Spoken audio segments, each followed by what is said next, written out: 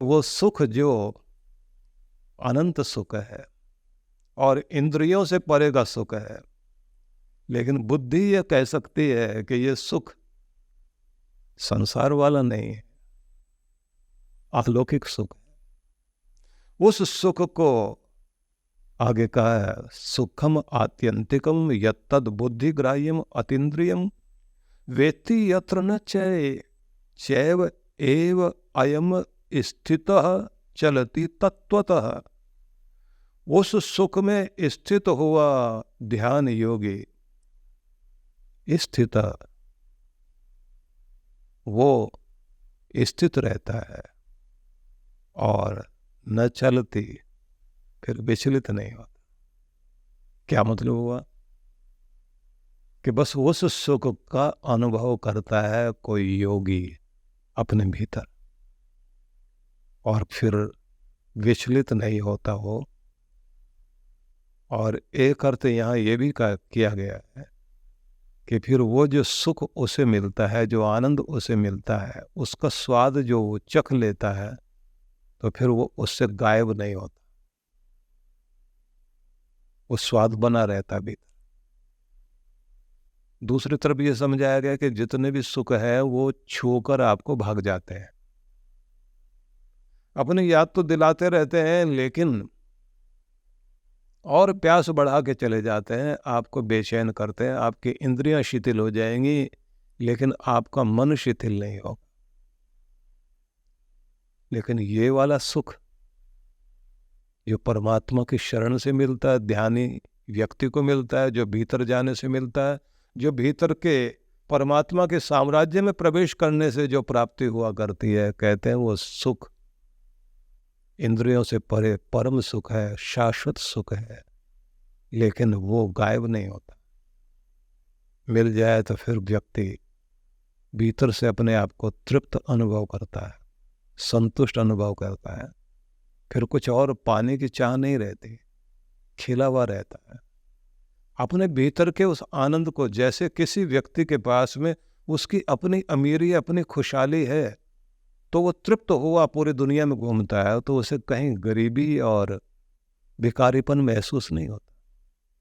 नहीं तो जीवन में ये चीजें बहुत चलती रहती हैं कि कितना भी प्राप्त कर लीजिए, लेकिन आदमी के अंदर उसकी हवस खत्म नहीं होती, तृष्णा खत्म नहीं होती और पाने की चाह बहुत भारी रहती। इसलिए देखने में आया कि आदमी का भिखारीपन दिखाई देता रहता है। मंदिर के बाहर खड़े हुए भिखारी भीख मांग रहे हैं,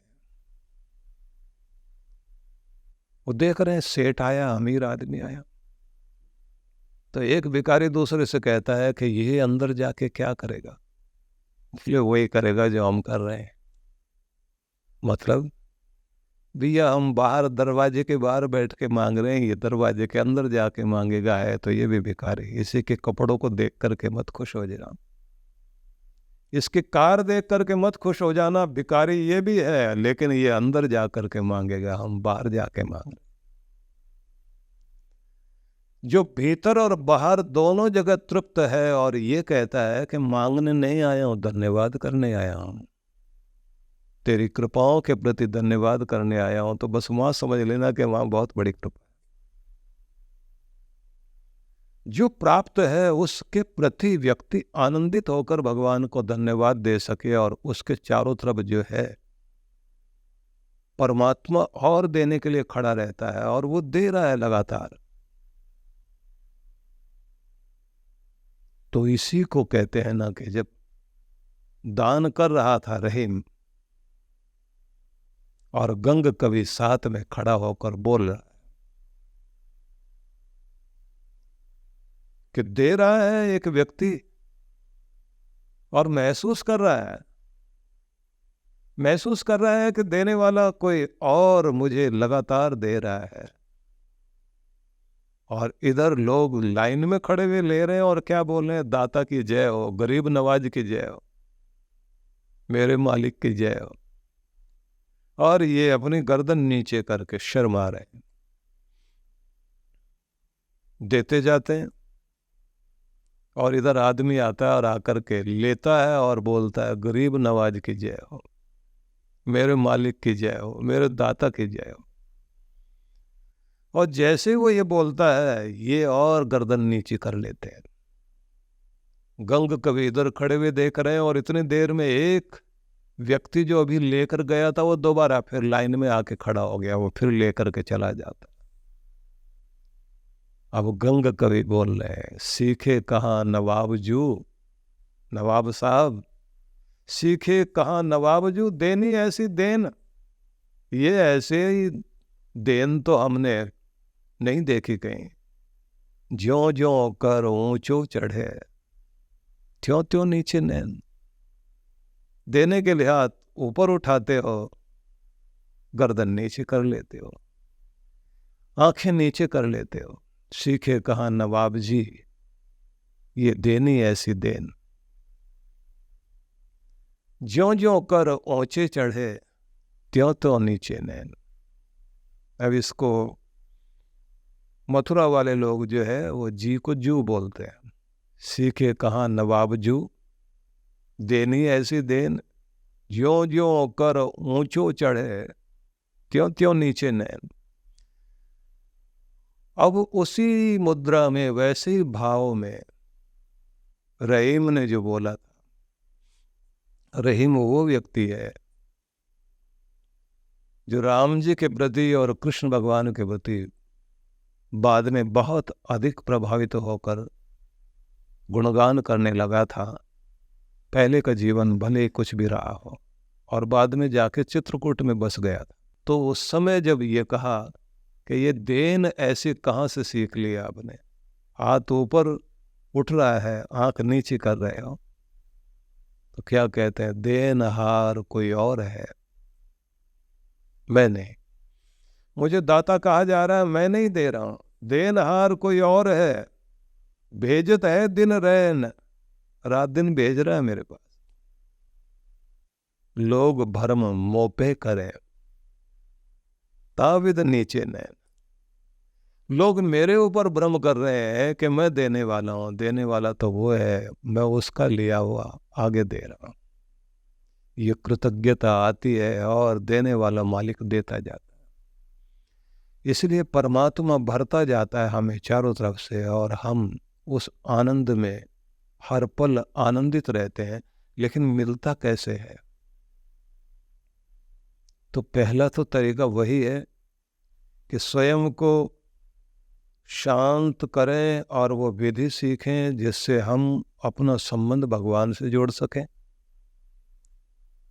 और सांसारिक व्यवहार में हमें क्या ध्यान रखना है? पवित्रता का, ठीक संगति का, विनम्रता का, अहंकार रहित होकर जिए। चंद्रमा से जब पूछा गया कि सूरज का प्रकाश ही रिफ्लेक्ट होकर तुमसे धरती पर आता है, पर है प्रकाश सूरज का ही। सूरज की रोशनी से गर्मी मिलती है और तुम्हारी रोशनी से शांति। प्रकाश तो सूरज का ही है। तो चंद्रमा ने ये कहा कि सूरज से जो प्रकाश मिलता है वो उसका अपना है, वो सीधा सीधा दे रहा है। मैं जो दे रहा हूं मेरे पास अपना तो है नहीं, दूसरे का है। तो दूसरे का देने में झुक कर देना पड़ता है। इसलिए जितना नम्र होकर देता हूं तो उसके कारण वो किरणें शीतल होकर के मिलती हैं दुनिया। परमात्मा के दिए हुए को पाकर के जब हम लोग विनम्र होकर के बांटते हैं और जीते हैं तो जीवन के अंदर से शीतल किरणें बाहर प्रकट होने लग जाती हैं। इसलिए उसका होकर जीने में जो आनंद है वो आनंद साधारण नहीं है। तो व्यवहार में भी आप विनम्र रहें और अंदर से भी विनम्रता, और फिर खुद को जोड़ना सीख जाएं। युवा शक्ति ही समाज, धर्म व राष्ट्र को समृद्ध व ताकतवर बनाती है। इसी क्रम में युवाओं में अपनी संस्कृति, संस्कार और राष्ट्र प्रेम जागृत करने के उद्देश्य से पूज्य महाराज श्री के आशीर्वाद से डॉक्टर अर्चिका दीदी युवा अभ्युदय अभियान का शुभारंभ करने जा रही हैं। एक स्वस्थ जीवन शैली और आपके मन का संतुलन, साथ ही साथ आपका ध्यान, आपका आहार, आपका योग, ये सब चीज़ें आपकी एक ऑल राउंड पर्सनालिटी के लिए ज़रूरी है। तो जब हम अपनी ऑल राउंड पर्सनालिटी के लिए वर्क करते हैं तो ये समझ लीजिए हम अपना उद्धार करते हैं। यह कार्यक्रम प्रतिवर्ष 4 अगस्त को मनाया जाएगा, जिसका पहला कार्यक्रम दिल्ली स्थित आनंद धाम आश्रम में होने जा रहा है। इस कार्यक्रम में नाटक, आज आनंद धाम में आनंद ही आनंद बरस रहा है, गुरु की कृपा बरस रही है। गीत संगीत, वागेश्वरी शरणं ते गच्छामः। योग क्रियाएं,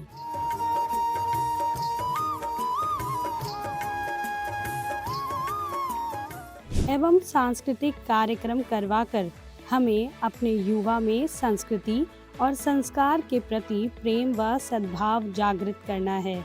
तो आइए आप भी हमारे साथ जुड़कर नई ऊर्जा, नई सोच रखने वाले नव भारत का नवनिर्माण करें।